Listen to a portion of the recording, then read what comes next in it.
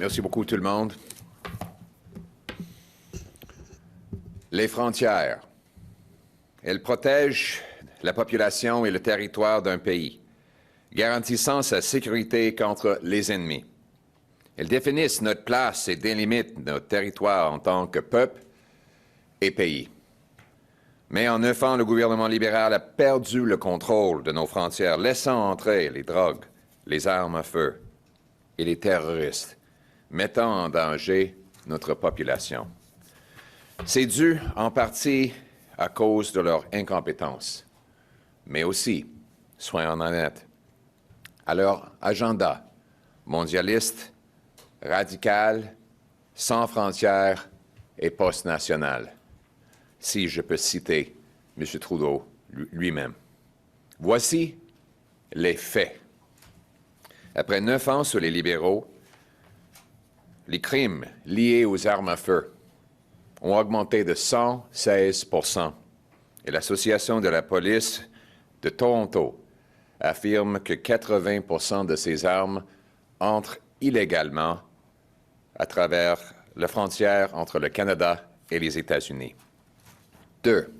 Le gouvernement libéral n'inspecte que 1 % des conteneurs entrant dans notre pays, tout en laissant passer les drogues et les armes dans les 99 % restants. Les libéraux ont laissé entrer plusieurs terroristes de l'État islamique au Canada, y compris un homme qui aurait été filmé en train de découper un corps humain sur un crucifix au Moyen-Orient. Le même homme est maintenant accusé d'avoir planifié une attaque terroriste au Canada. Le gouvernement libéral admet avoir perdu le compte des gens qui sont ici au Canada illégalement. Mais ils disent dans un rapport du gouvernement fédéral que c'est entre 20 000 et 500 000. Mais peut-être encore plus que ça. Il y a 49 000 Canadiens qui sont morts d'une surdose d'opioïdes, dont la plupart des ingrédients mortels proviennent de la Chine et du Mexique. Les services de la sécurité canadiens ont identifié 350 réseaux de crimes organisés opérant à l'intérieur de nos frontières. 63 de ces groupes ont des liens avec la Chine, le Mexique et d'autres pays. En Colombie-Britannique, la police a récemment découvert un super laboratoire avec assez de fentanyl pour tuer 95 millions de personnes, soit disons le double de notre population totale. L'année avant septembre 2024, les agents frontaliers américains ont saisi 11 600 livres de drogue venant du Canada. Les saisies de fentanyl ont triplé entre 2023 et 2024. Même nos voisins ont remarqué. Le président Trump a souligné ses préoccupations.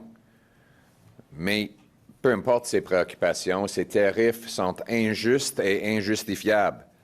On ne devrait pas sécuriser nos frontières pour plaire à un chef de notre pays. On devrait le faire pour protéger nos propres citoyens.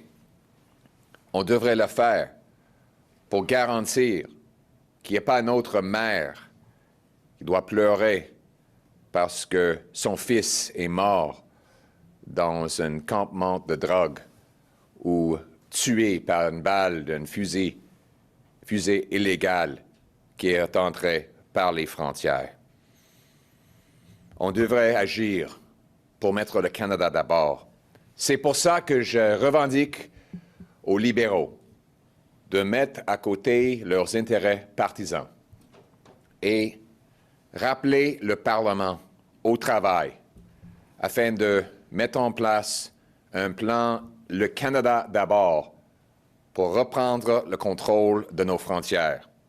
Le plan est le suivant. Déployer immédiatement des troupes, des hélicoptères et des moyens de surveillance militaires à la frontière immédiatement pour identifier et intercepter des risques, comme l'a proposé la chef d'état-major de la Défense, Jenny Carignan. Elle l'a dit il y a quelques semaines et le gouvernement n'a pas encore agi. 2. Élargir les pouvoirs des agents de l'agence frontalière pour qu'ils puissent patrouiller partout le long de la frontière et pas seulement aux points de passage officiels. 3. Embaucher 2000 nouveaux agents de l'agence frontalière pour intercepter des passeurs illégaux, les drogues, les armes et arrêter d'autres violations dangereuses de la loi. 4. Installer des scanners à tous les principaux ports et points de passage terrestres. Ces scanners peuvent voir à travers les parois des conteneurs ou les véhicules pour identifier les drogues, les armes et les voitures volées. 5. Construire des tours de surveillance des frontières et déployer des systèmes de drones montés sur des camions qui peuvent identifier les intrusions dans les endroits vulnérables le long de la frontière. 6. Suivre les départs pour savoir qui est dans notre pays illégalement, pour savoir quelles personnes expulsées ont vraiment quitté le pays. Le plan Canada d'abord va être financé en supprimant le programme raté de rachat d'armes à feu des libéraux qui vise à prendre les fusils des chasseurs respectueux de la loi et des policiers non en service. Ce programme, malgré 4 ans et 60 millions de dollars, n'a pas réussi à retirer une seule arme de nos rues. On devrait éliminer les programmes qui ne marchent pas. Et ce programme-là, ça coûte 600 millions de dollars. Un programme qui n'a pas enlevé une seule arme et qui cible des gens qui suivent les lois. Ça n'a pas de bon sens. Donc, on va éliminer ce programme pour économiser 600 millions de dollars et on va utiliser ça pour sécuriser nos frontières contre les armes illégales qui sont responsables, selon les policiers, de 80% des crimes commis avec des armes à feu à Toronto. On va protéger les Canadiens contre les criminels et non pas protéger les dindons contre les chasseurs. On va aussi réduire plusieurs milliards de dollars en coupant des consultants et en réduisant la bureaucratie avec l'attrition. Moins de bureaucratie et de gaspillage, plus de personnel sur le terrain avec des drones, des hélicoptères et la surveillance dans les airs. On va laisser entrer des personnes et des marchandises légitimes et on va empêcher les drogues, les terroristes et les autres menaces. On va protéger notre libre-échange avec les États-Unis. Et encore plus, on va instaurer un vrai libre-échange ici au Canada. C'est bizarre qu'au Canada aujourd'hui, c'est plus facile pour un criminel de faire entrer des armes ou des drogues que c'est pour un entrepreneur de faire acheminer ses produits d'une province à l'autre. Donc, éliminons les barrières à nos entrepreneurs, travailleurs et consommateurs canadiens d'acheter les produits de notre pays avec un vrai plan de libre-échange canadien, en même temps qu'on met en place des barrières pour empêcher les drogues et les armes qui entrent pour tuer notre population. C'est ça le gros bon sens. Les conservateurs vont reprendre le contrôle de notre frontière et mettre le Canada d'abord. Le Canada d'abord, le Canada avant tout, le Canada toujours. Merci beaucoup. Thank you very much. And now in English.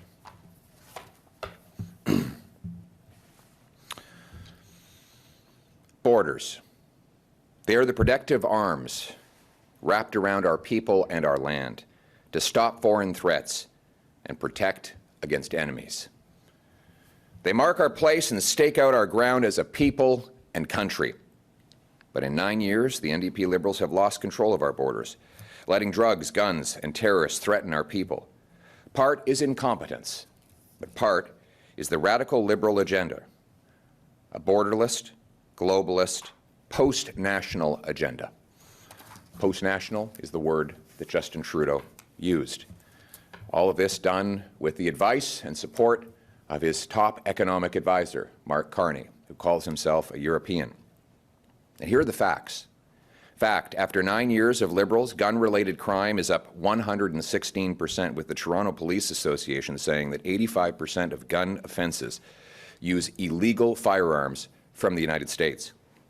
Fact, the Liberal government only inspects 1% of shipping containers coming into our country, allowing drugs and guns to sneak through the other 99%. Fact, the Liberals let multiple ISIS terrorists enter into Canada, including a man who was allegedly filmed cutting up a human body on a crucifix in the Middle East. The same man is now charged for planning a terrorist attack in Canada. Fact, the Liberal government admits it has lost count of the number of people who are here illegally. But they say in one of their own reports that it's somewhere between 20,000 and 500,000. But they say it could be more. How reassuring. And then there are the drug deaths.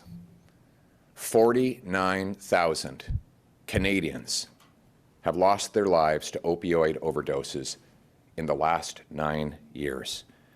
More than died fighting for Canada in the Second World War. Can you imagine that? That was a war, and it killed fewer people than have died in Canada to opioids under this Liberal government. Opioid deaths are up over 200%. The radical drug liberalization, whereby the NDP Liberals legalized the use of fentanyl in Canada, has been yet another deadly experiment. Most of the ingredients come from China and Mexico, and yet our government cannot stop them at the border. Fact, Canadian Security Services identified 350 organized crime rings operating within our border. 63 of these groups have international connections to China, Mexico, and other nations. Fact, in British Columbia, police recently discovered a super lab containing enough fentanyl and materials to kill 95 million people. In the year leading up to September 2024, U.S. border agents seized 11,600 pounds of drugs coming from Canada. Fentanyl seizures tripled between 2023 and 2024. Our neighbors have noticed. President Trump has raised concerns, and he has wrongly used this risk as a rationale for tariffs. These tariffs are unjustified and they are wrong. The United States needs to do more on its border, and so do we. But frankly, it should not take a foreign leader to get our government to reverse its deadly policies that are killing our people. It is not for President Trump or any other foreign leader that I want to stop fentanyl in my country. It's so that not one more mother has to bury her face in her hands in the terrible agony of learning her son died in a back alley somewhere from this poison. And that is why I will take back control of Canada's borders. My common sense, Canada First plan should immediately be adopted by Parliament. We must recall Parliament now and put Liberal Party power struggles aside so that we can adopt this plan to save our people and secure our borders. The plan: immediately deploy military troops, helicopters, and surveillance to the border to spot and intercept risks. As the recent remarks by the Canadian Forces Chief of the Defence Staff, General Jenny Kerrigan, offered earlier this month, we can deploy military assets into the sky, whether helicopters or other surveillance tools, and we should do so. In fact, we should have done so long ago. 2, expand the powers of CBSA border agents to patrol everywhere along the border, not just at official border crossings. 3, hire 2,000, at least 2,000, new CBSA agents to intercept illegal crossers, drugs, guns, and other dangerous law breaking. 4, install high-powered scanners at all major land crossings and shipping ports. These scanners can see through the walls of containers and vehicles to spot drugs, guns, and stolen cars. 5, build border surveillance towers that we can deploy on and use to scan the landscape and detect incursions. Also, deploy truck-mounted drone systems that can spot incursions from the sky. 6, track departures. We should keep track of who's leaving so that we know which deportees are still in our country. As I said at the outset, the government amazingly doesn't know how many people are here illegally. How are we supposed to protect our borders when there could be over 500,000 people inside those borders illegally, according to the government's own admissions? We will pay for the Canada First border plan by scrapping the Liberal gun buyback and cutting bureaucracy. The gun buyback, actually I should call it the gun grab, has been completely ineffective. They've spent $60 million and they admit it has not recovered a single gun. Meanwhile, even if they did get guns from this plan, according to the supporters of gun control, the main lobby group supporting gun control, the people who give their guns in would just take the payment they receive to buy other guns that are very similar in nature. Finally, the gun buyback targets licensed, law-abiding, trained and tested hunters, off-duty police officers, and other highly trained professionals who are of no risk. Obviously, no criminal is going to participate in a gun grab with the government. It will only be law-abiding people. The police do not support this gun grab. In fact, they say that 85% of guns used in crime in Toronto are illegal guns that come in through the border. So let's stop the gangsters and gun smugglers.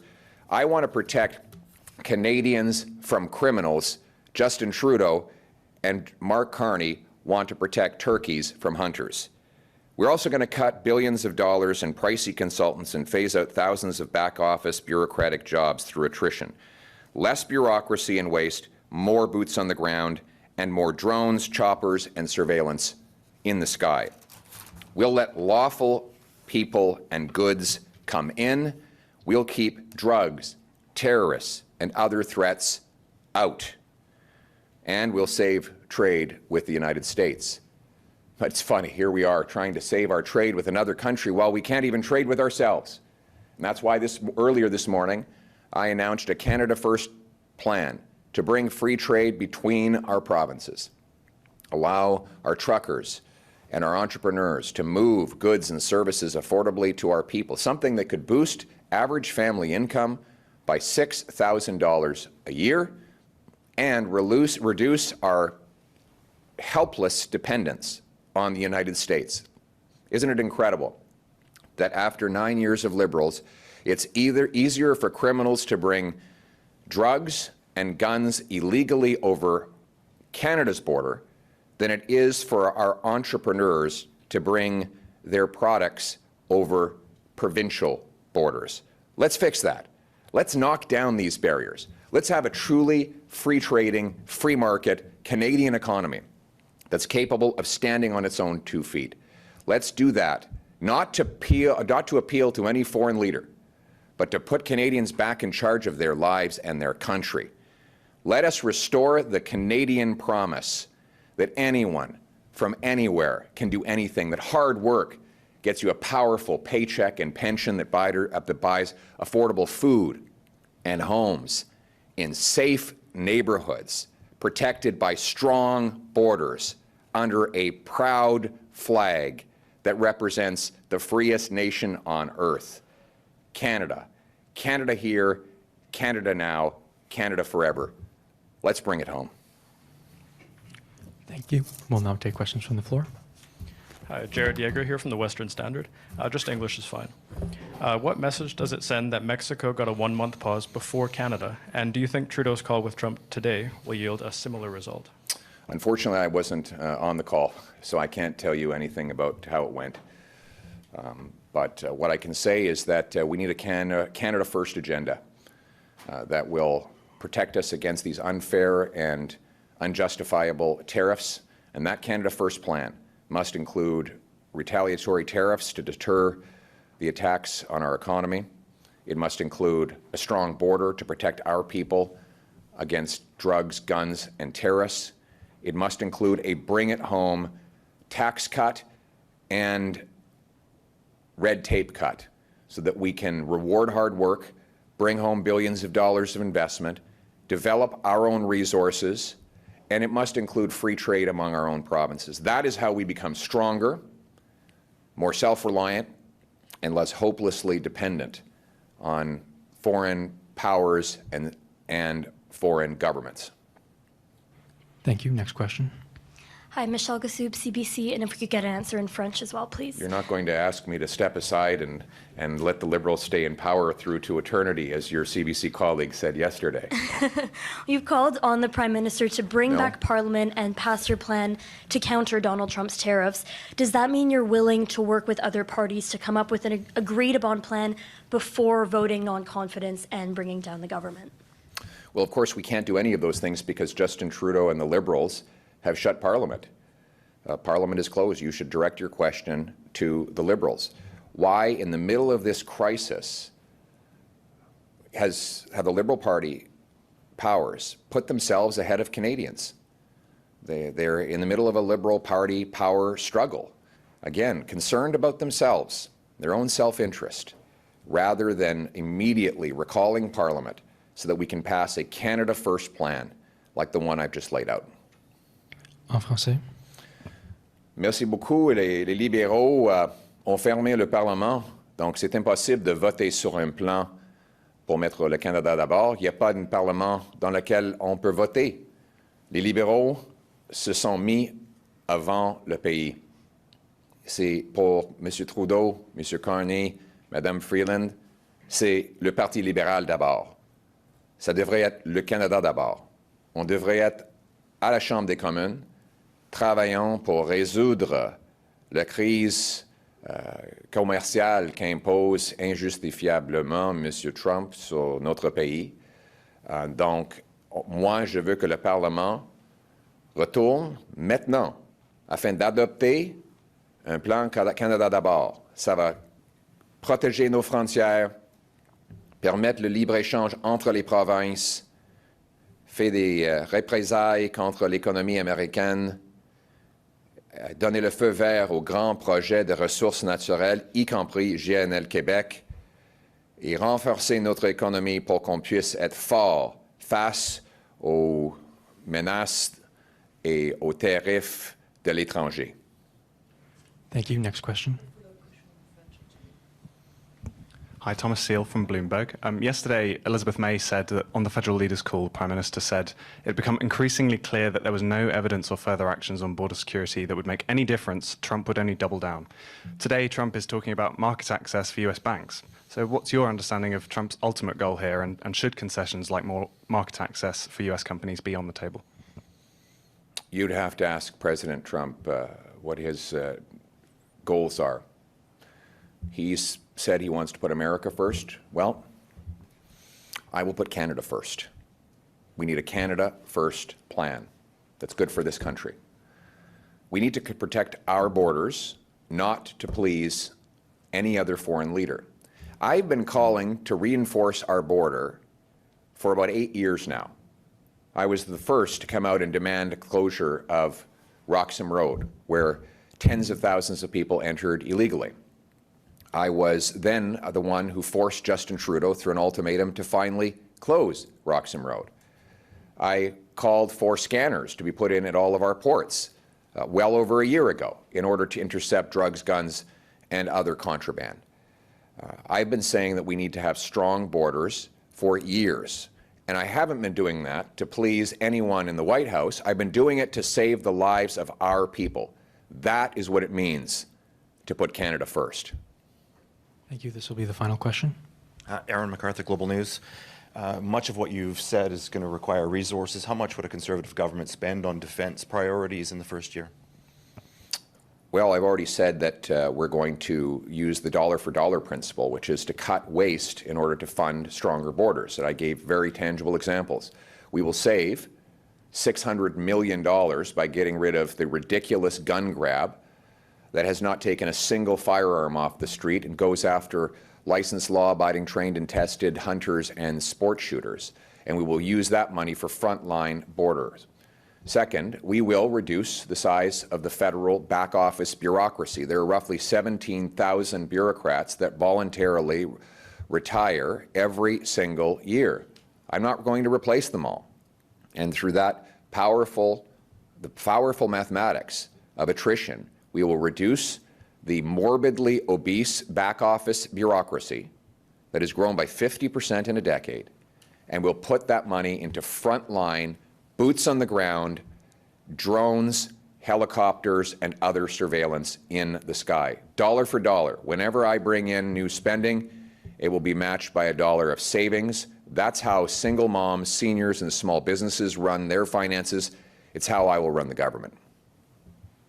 You haven't said anything about annexation. Thank you very much. You haven't said anything. I actually have. Not today. Sorry, false information. Is this the CBC managed to get in here again? I'm CP. All right. You haven't said anything about annexation. Is any of your border plan to protect against America coming over the border to annex us? Canada is an independent country. We will never be the 51st state, and we will have a strong and independent country. And by the way, my Canada First plan will make us more independent and less reliant on the Americans, unlike Mr. Carney, Mr. Trudeau, who have made us helpless facing the Americans. They blocked pipelines, blocked LNG plants. They made us totally helpless on the Americans. And frankly, if I have some advice for President Trump, I'll tell you what it is. He should be sending a big bouquet of flowers to Mark Carney for blocking the Northern Gateway pipeline, to Justin Trudeau for killing the Energy East pipeline, and to all the Liberals for killing our LNG liquefaction plants that would have given us other markets, because President Trump has been given an incredible gift by these radical anti-development Liberals when they blocked the projects that would have made us more self-reliant. I will make our economy more self-reliant. We will take back control of our lives. We will put our country first. Thank you.